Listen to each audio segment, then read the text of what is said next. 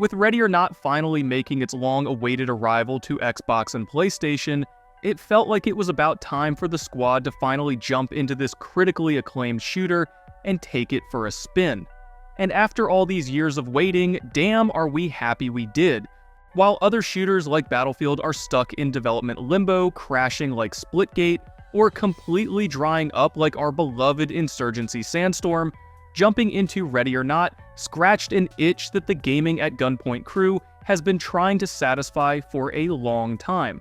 While first concerned we were about to be in over our heads with a massively complicated milsim, Ready or Not ultimately ended up delivering a thoughtful yet intuitive approach to gunplay and environmental design that we feel will be hugely enjoyable even for the most casual of players. So with that being said, hit subscribe and drop a like, as I'm USA Specialist from Gaming at Gunpoint, and this is our first impressions of Ready or Not.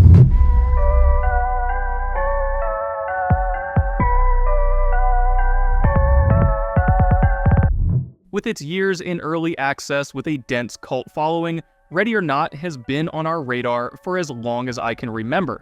As massive fans of similar milsim-light experiences like Insurgency, we've been eyeing up this game and awaiting its release with bated breath. So as some of the squad is still transitioning from consoles to PC, this gigantic update felt like the right time to jump in, knowing full well that as great as Ready or Not looks, we knew having a full squad of up to 5 friends was going to make this game a rather standout experience for a group of friends who've known each other since grade school. Aaron! No! Jake! I didn't know what it was! Aaron! I had my breaching shotgun. I was gonna breach the door. I kept hearing fucking Spanish on the other side of the door, man. I was in the camera watching you approach the door. That's why I said your name. You didn't. Yeah, it was too late. I'd already shot 2 shots. Oh my god. I saw What are you bullets coming talking through about? the door and didn't quit. How much you sent into my fucking body? Open the door. And say the door is plenty open. What are you talking about? Now, as far as first impressions go, we gotta start by touching on this game's immense attention to detail and immersion. The first thing both gun nerds and gamers will notice will certainly be the incredible precision this game was developed with when compared to something like Payday or even AAA shooters like Battlefield. While character models are delicately modeled, environments are beautifully detailed, and the game's lighting takes center stage during tricky gunfights, the weapon models and players' gear are absolutely front and center. While many games, like Insurgency Sandstorm, respect the mechanics of firearms and gear, I'm not sure we've seen a game do so with such graphical fidelity. Guns are beautifully crafted with precise details, while gear feels hefty and meaningful.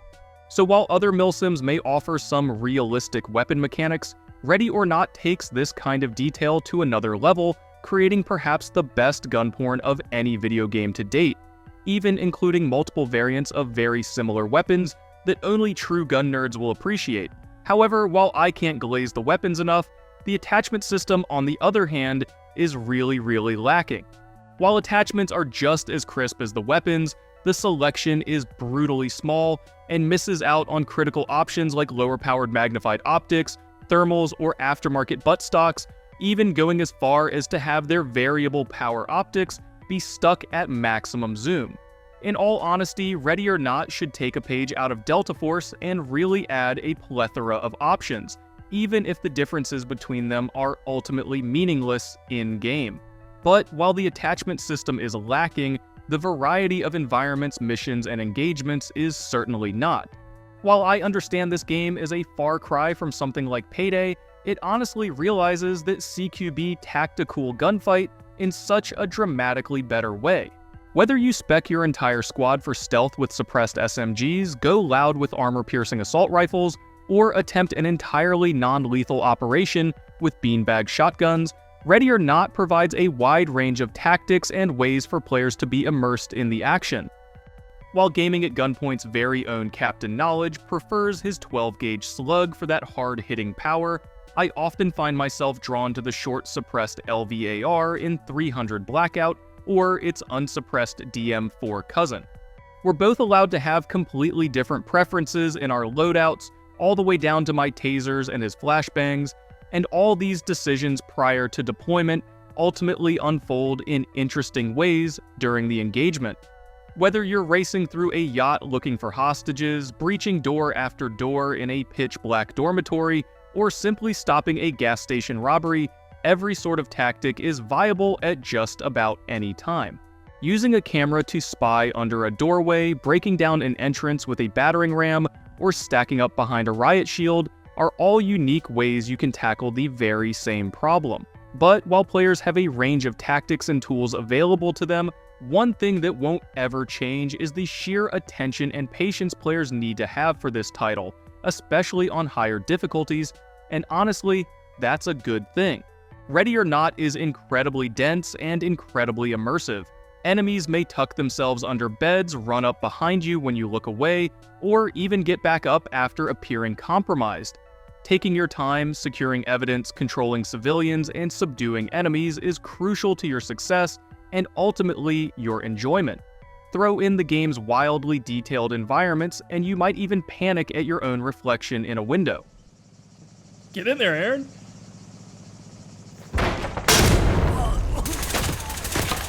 So, things we've learned. Kicking the door in does not negate the booby trap. But while the game rewards your patience, there's moments where the player movement and environmental collision destroys your well-crafted plan. While the maps look amazing and weapons feel wicked crisp, the game seemingly does everything it can to hamper players' movement, snagging them on geometry and endlessly throwing weapons into a high-ready stance with seemingly little reason to do so.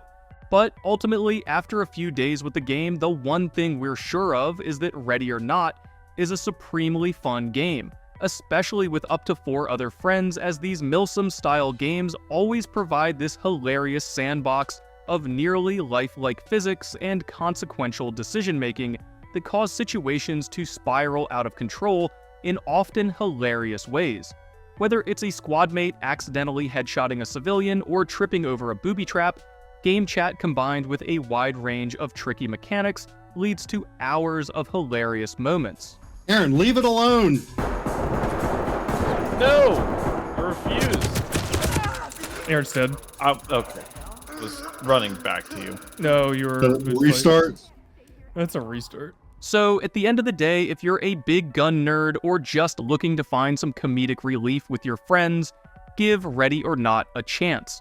At $50 USD, the price is a little steep for casual players, but you're sure to get a well-polished, exciting game that you and your friends will get hours of immersive, compelling, and often hilarious content from.